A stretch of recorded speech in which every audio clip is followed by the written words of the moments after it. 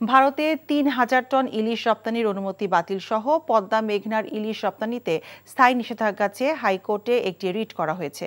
Supreme কোর্টের আইনজীবী মোহাম্মদ মাহমুদুল হাসান রিটটি করেন। ভারতে ইলিশ রপ্তানির প্রতিবাদে লিগ্যাল নোটিশ দেওয়ার পর এই আইনজীবী রিট করেন। বাণিজ্য সচিব, মৎস্য ও প্রাণী সম্পদ সচিব, এনবিআর চেয়ারম্যান এবং আমদানি রপ্তানি কার্যালয়ের প্রধান নিয়ন্ত্রককে রিটে বিবাদী করা হয়েছে।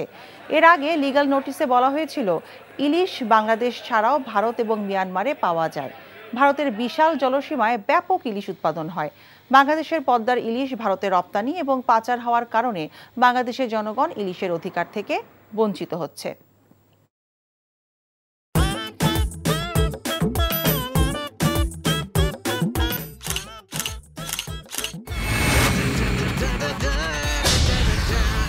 Thank you so much.